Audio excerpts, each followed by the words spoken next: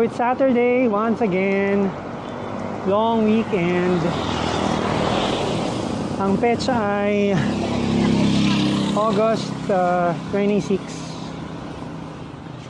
So tayo ngayon ay nandito sa may Cabanatuan City sa Nueva Ecija. So kakakain lang natin ng breakfast. So far ang oras ay 6:09 ng umaga. So nakaka 15.87 kilometers na tayo kasi galing tayo from Talavera. So i-attempt nating pumunta ng Labi River dito sa Nueva Ecija. I think part siya ng part pa yata siya ng Bungabon eh. Sorry hindi ako sure. Let me know na lang kung ang Labi River ay part pa rin ng Bungabon. Ang weather ngayon ay medyo makulimlim. Actually ina-expect natin na uulan ngayon, pero sana wag namang malakas ang ulan.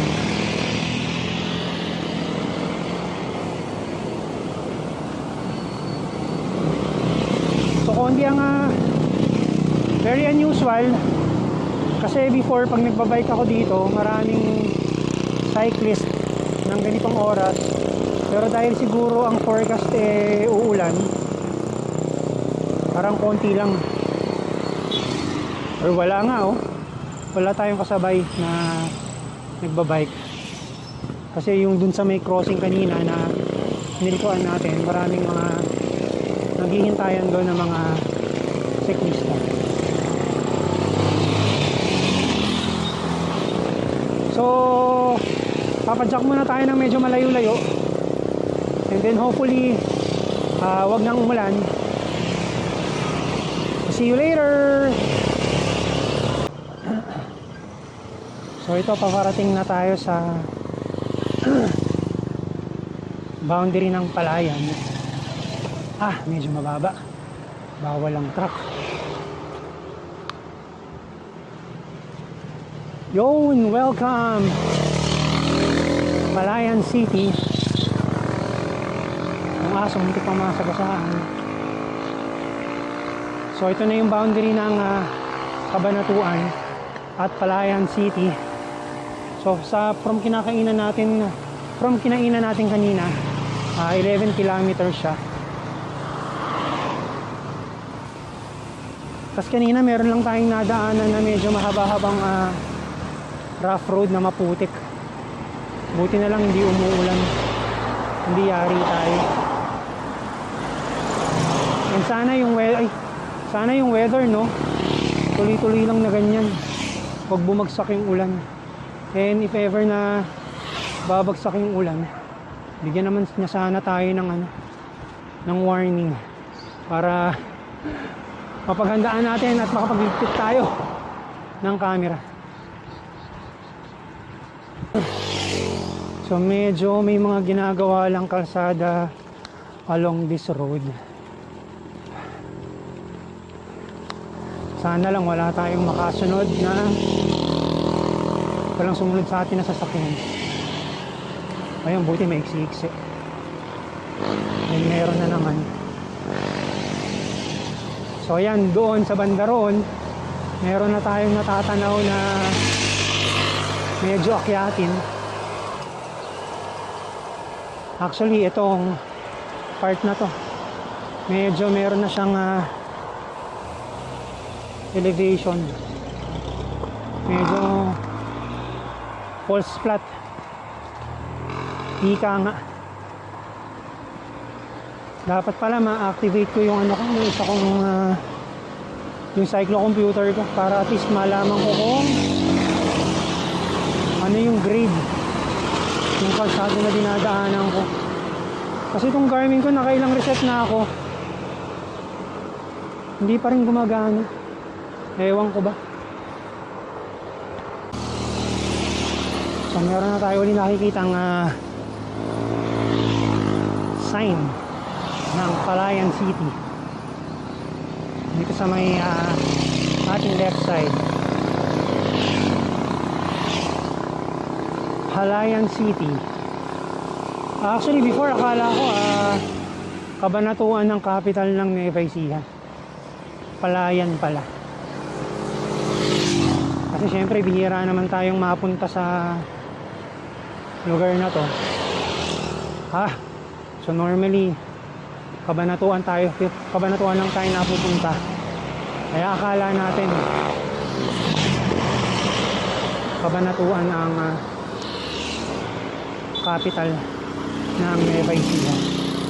So mamaya madadaanan din natin yung Kapitolyo dito rin sa highway na to. So actually itong daan na to papunta rin dito ng Aurora. So sa baba kasi ng sa may Labi River, may way doon na pa Aurora na pabundok. 9 kilometers ang layo from Labi River. Pero 9 kilometers na ahon yun. So tingnan natin mamaya kung kaya pa natin siyang puntahan. And then meron ding way dito going to Dingalan, Aurora din. So meron lang street na maghihiwalay sila.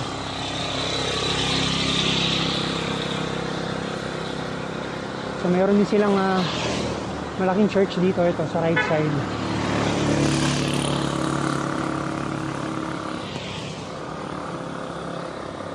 Diocese ng Cabanatuan.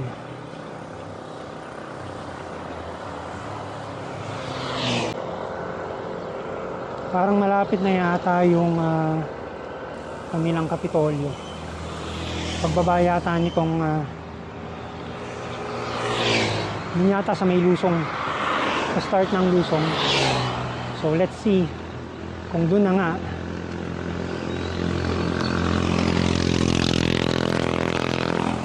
Ang ganda ng kalsada nila dito, sobrang luwag.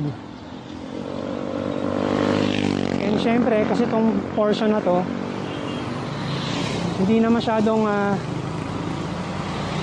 daanan ng mga sasakyan kasi medyo malayo na siya dun sa main highway, yung Asian Highway. So wala rin akong nakikitang bus pa na dumadaan. Pero siguro naman merong bumabiyahe na public transport dito from Cabanatuan.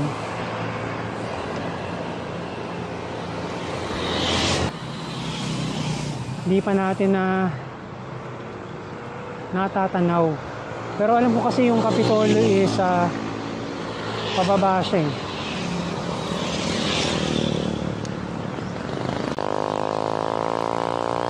So ito, mayroong malaking establishment dito. Mukha siyang Kapitolyo. Pero parang private property yata kung nasa left natin.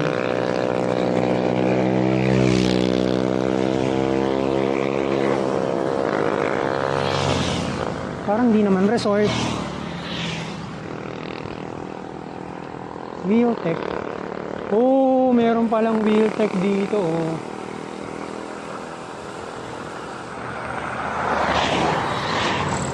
Ganda ng store ng Wheeltech dito ah. So merong Lusong dito. Feeling ko mukhang ito na. Dapat pala kasi ang sinerge ko kanina Palayan Provincial Capital.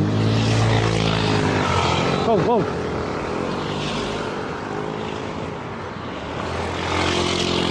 Lusong.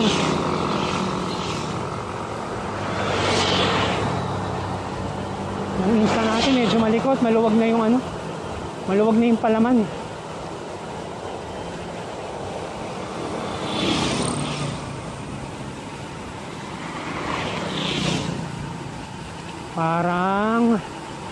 Parang ito na nga. Ito na nga yata.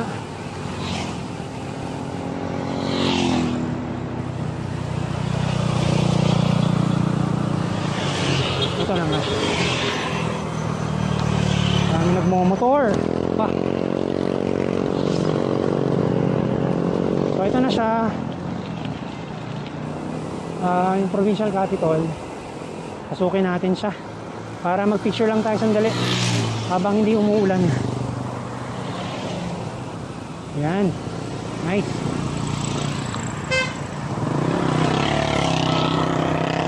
Provincial capital of Nueva Ecija. Minsan lang tayo mapunta dito, so mag-picture tayo. Nice. Ganda. Ayos ah. Ang ganda ng provincial capital ng Nueva Ecija.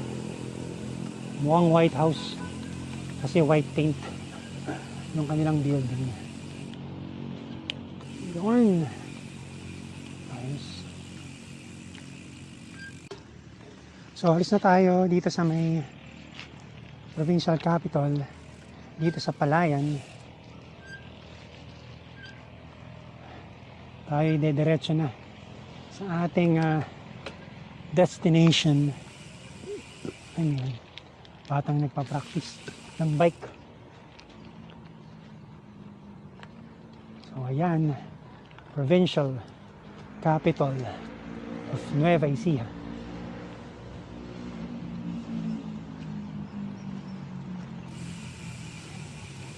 Obviously hindi ako taga dito kasi ako lang ang nagpa-picture. Wala akong nakikita ng ibang nagpipicture dito. So let's go sa labi.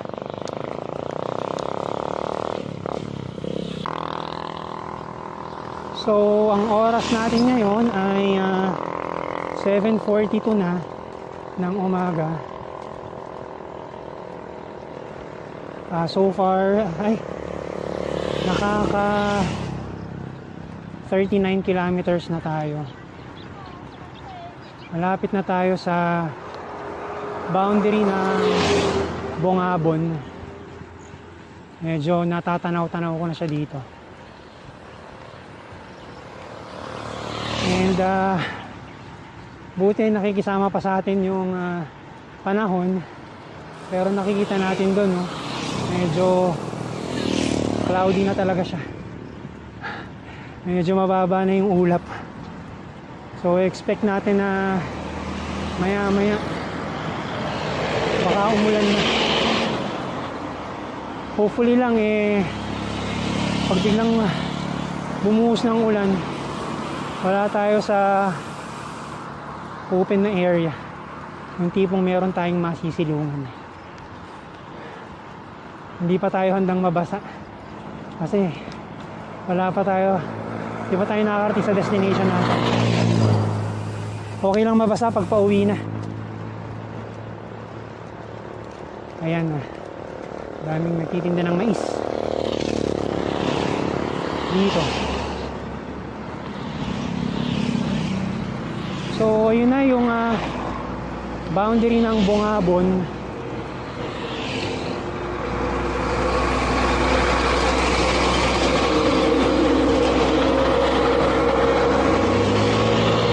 Marami rin dumadaan na truck dito, napansin ko.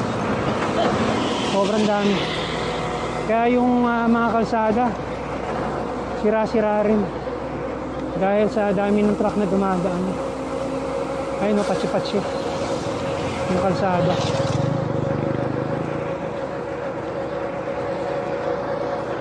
Ayun, hindi ko lang sure kung nakikita ng camera, pero from here kita na yung bundok ng Aurora yata yun. Sierra Madre yan actually. Sierra Madre.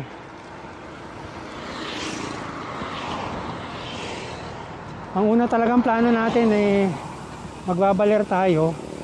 Tapos from Baler, papasundo na lang tayo. Kaso yung kapatid ni Jenny tsaka yung asawa niya lumuwas kasi ng Manila kahapon.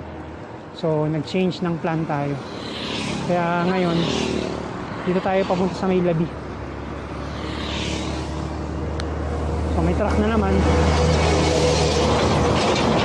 Medyo nakakatakot lang yung truck kasi